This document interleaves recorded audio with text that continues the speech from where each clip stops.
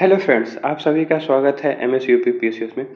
दोस्तों, घटना चक्र की हिस्ट्री की क्लास में आज हम डिस्कस करने वाले हैं मौर्योत्तर काल से रिलेटेड क्वेश्चन। इससे पहले हमने मौर्य काल कंप्लीट किया था।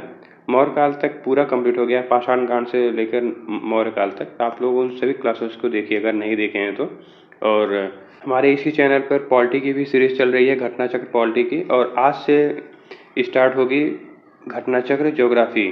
सो आप लोग इस चैनल पर बने रहिएगा। आज की क्लास में हम डिस्कस करने वाले मौर्योत्तर काल से रिलेटेड क्वेश्चन, कम समय में ज़्यादा से ज़्यादा आप लोगों का रिवीजन हो सके, क्योंकि एग्जाम में अब 40 दिन और बचे हुए हैं। सो आप लोग अच्छे से पढ़ाई करते रहिए और अच्छे से रिवीजन करते रहिए। आइए शुरू करते हैं। पहला क्वेश्चन है, निम्नलिखित में से किस हिंद यवन शासक ने शीशे के सिक्के जारी किए? तो सबसे पहले शीशे के सिक्के किसने जारी किए थे? ये किया था स्ट्रैटो सेकंड ने। अगला क्वेश्चन है, निम्नलिखित शासकों में से किसके सिक्कों पर संकर्षण एवं वासुदेव दोनों अंकित हैं? ये अंकित हैं अगाथोक्लीज शासक था उसका। अगला क्वेश्चन है, निम्नलिखित में से कौन सा एक अन्य तीनों के समकालीन नहीं है? आपको बताना इन तीनों में कौन भिन्न है। बिंबिसार, गौतम बुद्ध, प्रसेनजीत और मिलिंद। तो ये मिलिंद जो है ये बात का है मौर्योत्तर काल का, बाकी बिंबिसार, गौतम बुद्ध और प्रसेनजीत ये सब बुद्ध काल के हैं, महाजनपद काल के। अगला क्वेश्चन है, काव्य शैली का प्राचीनतम नमूना किसके अभिलेख में मिलता है? काव्य शैली का तो ये मिलता है काठियावाड़ का जो रुद्रदामन का अभिलेख है उसमें। अगला क्वेश्चन है, किस अभिलेख में रुद्रदामन प्रथम की विभिन्न उपलब्धियां वर्णित हैं? तो ये वर्णित हैं जूनागढ़ अभिलेख में। अगला क्वेश्चन है, बिना बेगार के किसने सुदर्शन झील का पुनर्निर्माण करवाया था? तो ये करवाया था रुद्रदामन प्रथम ने। अगला क्वेश्चन है, दूसरी शताब्दी के आसपास रचित संस्कृत के शिलालेखों के अनुसार सुदर्शन झील एक कृत्रिम जलाशय की मरम्मत किसने की थी? ये किया था रुद्रदामन ने। अगला क्वेश्चन है, कारदमक क्षत्रपों ने निम्नलिखित में से किस धातु में अति दुर्लभ सिक्के प्रचलित किए?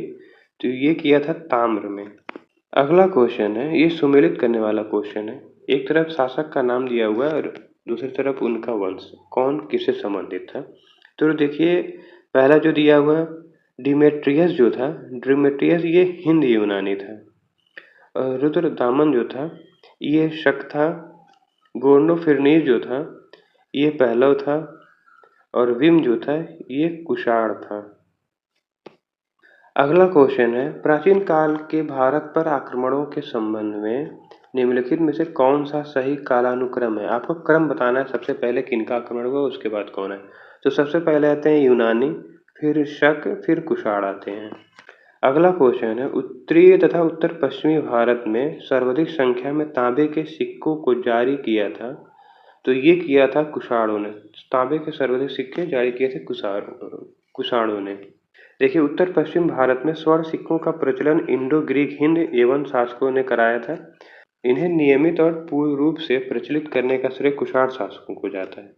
कुषाण शासकों ने स्वर्ण एवं तांबे दोनों ही प्रकार के सिक्के चलाए थे, लेकिन जो ताम्र निर्मित है ये ज्यादा संख्या में चलाया था।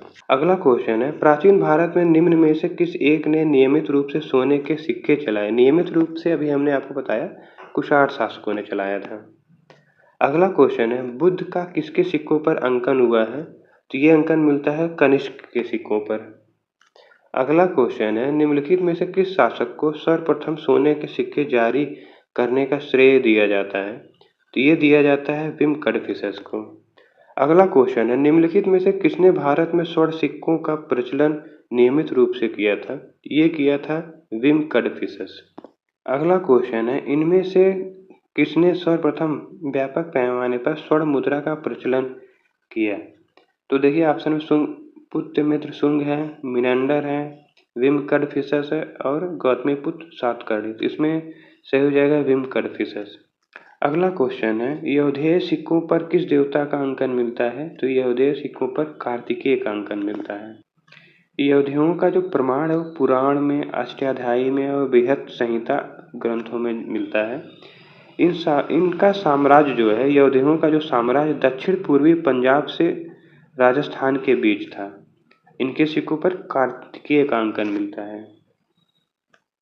अगला क्वेश्चन है, कनिष्क के सारनाथ बौद्ध प्रतिमा अभिलेख की तिथि क्या है? ये तिथि है लगभग 81 सन के आसपास। कनिष्क के सारनाथ बौद्ध अभिलेख की तिथि 81 सन है। यह प्रतिमा मथुरा से लाकर कनिष्क के समय कनिष्क राजवंश के तीसरे वर्ष सारनाथ में स्थापित किया गया था। अगला क्वेश्चन है, कुषाण शासक कनिष्क का राज्याभिषेक किस सन में हुआ था? तो ये हुआ था 78 AD में। अगला क्वेश्चन है, शक संवत कब प्रारंभ हुआ था? शक संवत प्रारंभ हुआ था 78 ईस्वी में। अगला क्वेश्चन है, विक्रम एवं शक संवतों में कितने वर्षों का अंतर है? ये अंतर है जो है 135 वर्षों का। विक्रम संवत जो है वो 57 ईसा पूर्व में और शक संवत जो है 78 ईस्वी में चलाया गया था। अगला क्वेश्चन है, शक संवत पर आधारित राष्ट्रीय पंचांग यानी कैलेंडर एक चैत्र ग्रेगोरियन कैलेंडर पर आधारित 365 दिन के सामान्य वर्ष की निम्नलिखित तिथियों में से किस एक के तदनुरूप है? ये है आपका 21 मार्च या 22 मार्च वाला जो ऑप्शन है ये सही हो जाएगा। अगला क्वेश्चन है, विक्रम संवत कब प्रारंभ हुआ? विक्रम संवत प्रारंभ होता है 57 ईसा पूर्व में। अगला क्वेश्चन है, निम्नलिखित में कौन सा वर्ष दिसंबर 2009 में शक संवत का वर्ष होगा? तो ये होगा आपका 1931। अगला क्वेश्चन है, कनिष्क के समकालीन निम्नलिखित नामों का अध्ययन करें और निम्नांकित पर उत्तर करके आपको बताना इनमें से कौन सा सही है। ये 4 ऑप्शन दिए हुए हैं, अश्वघोष, कालिदास, वसुमित्र और कंबन। इनमें से कौन कनिष्क के समकालीन थे? तो देखिए, अश्वघोष जो है ये कनिष्क के समकालीन थे और वसुमित्र ये दोनों जो है कनिष्क के समकालीन। तो इसका सही उत्तर हो जाएगा ऑप्शन सी 1 और 2। अगला क्वेश्चन है, अश्वघोष किसके समकालीन थे? तो ये समकालीन थे कनिष्क के।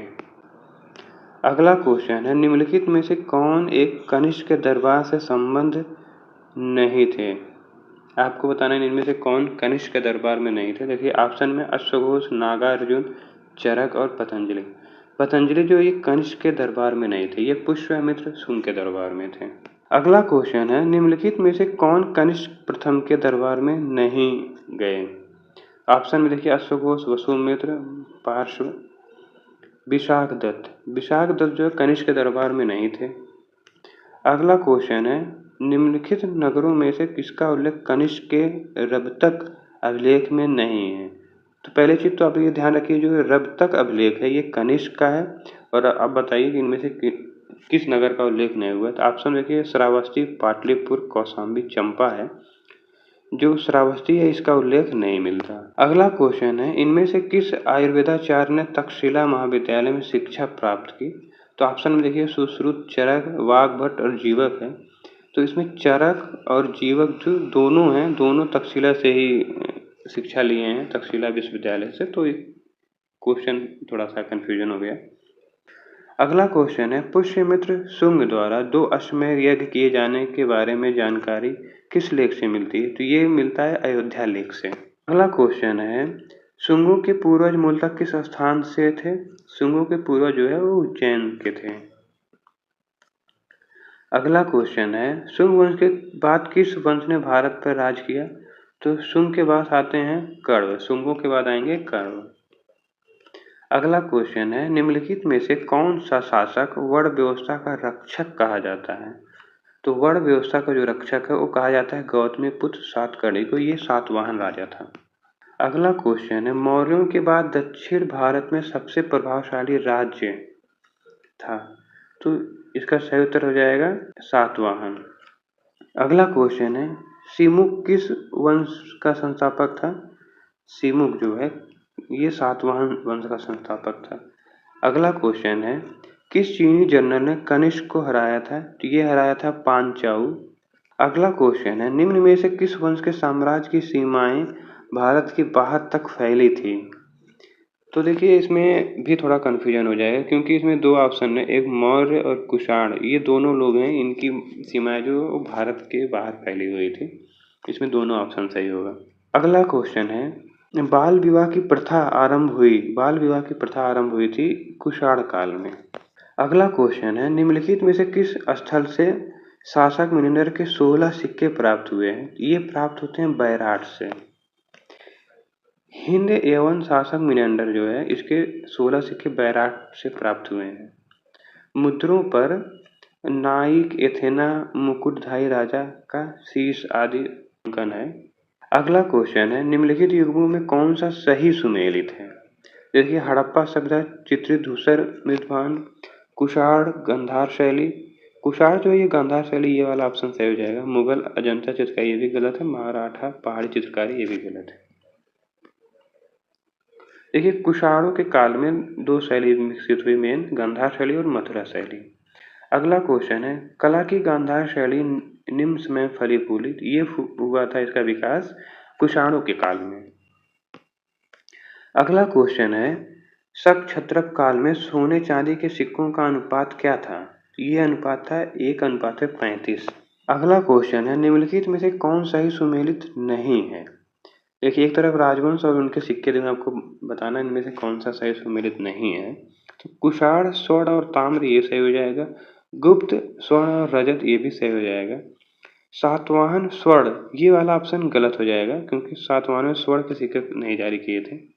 कलचुरी स्वर्ण, रजत और ताम्र, ये भी सही हो जाएगा।